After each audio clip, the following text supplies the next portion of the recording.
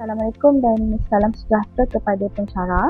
Saya Farhana binti Mahir, nombor metrik 289005.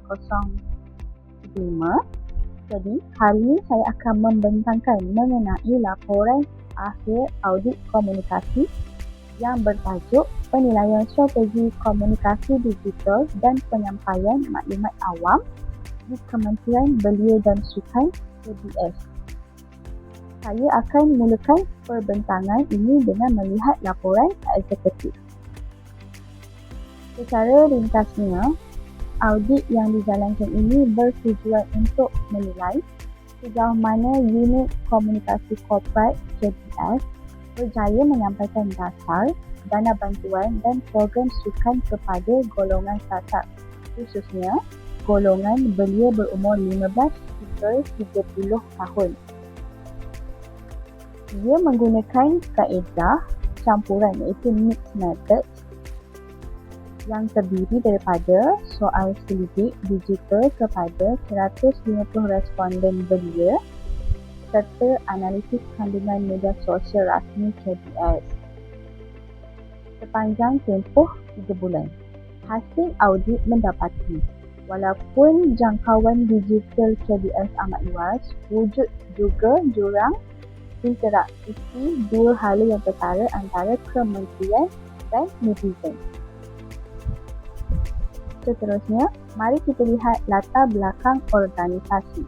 Seperti yang kita tahu, KBS memikul mandat besar dalam menggubal dasar belia Malaysia dan dasar sukan negara.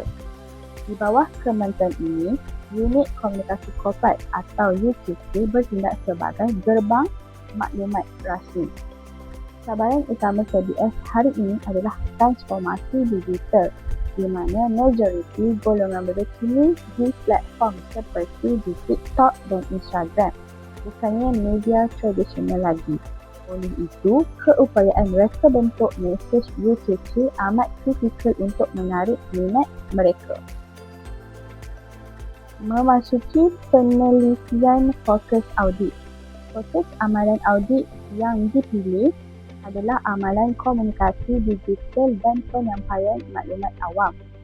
Skop ini merangkumi 3 perkara utama. Pertama, pengurusan kandungan di Facebook, Instagram, TikTok dan X. Kedua, kejelasan mesej bantuan kewangan. Dan yang ketiga, iaitu aliran interaksi dua hala antara pentadbir platform dengan komuniti awam. Mengapa fokus ini dipilih? Kerana kegagalan komunikasi boleh menyebabkan belia tercicir daripada mendapat peluang insentif kerajaan. Untuk metodologi pengumpulan data, ia menggunakan 2 kaedah. Bagi kaedah pertama, iaitu kuantitatif, dengan mengedarkan borang soal selidik digital kepada 150 responden belia. Justifikasinya, kaedah ini sangat cost efektif dan cepat untuk menjangkau komuniti selik digital.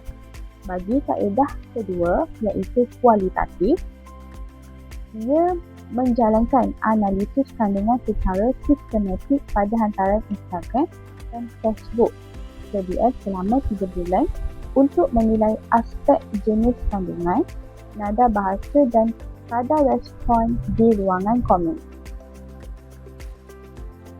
Seterusnya, hasil kutipan data dialihkan ke dalam analisis SWOT.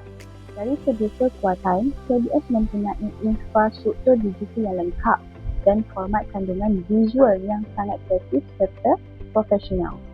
Namun, dari segi kelemahan, kementerian masih terperangkap dalam budaya komunikasi satu hala. Ruangan komen dan soalan teknikal belia sering diabaikan. Di samping itu, penggunaan laras bahasa birokrasi yang terlalu kaku.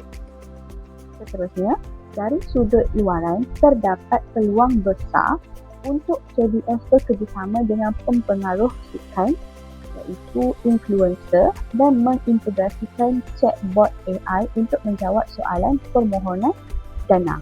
Manakala, ancaman utama pula adalah risiko penularan berita palsu serta krisis reputasi cyber yang pantas jika kementerian lewat memberi maklum balas yang sebenar.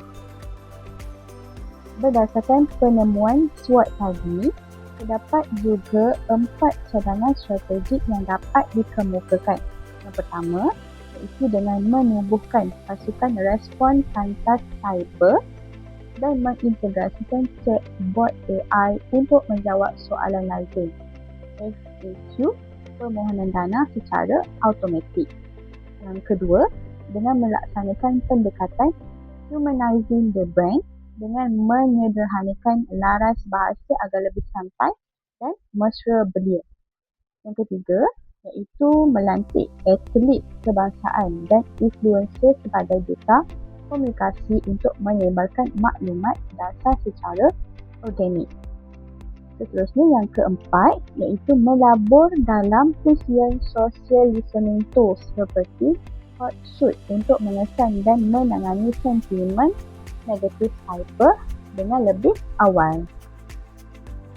Akhir sekali, sebagai kesimpulan, audit ini membuktikan bahawa kejayaan komunikasi bukan sekadar pada kecantikan grafik tetapi pada kualiti interaksi dua hala.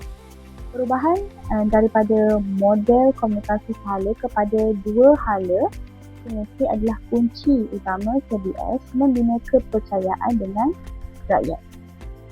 Saya percaya sekiranya cadangan-cadangan ini dilaksanakan, ia juga akan melonjakkan imej korporat kementerian dan memastikan dasar belia serta sukan negara mencapai matlamatnya dengan sokongan padu daripada masyarakat. Itu sahaja pembentangan daripada saya. Sekian, terima kasih.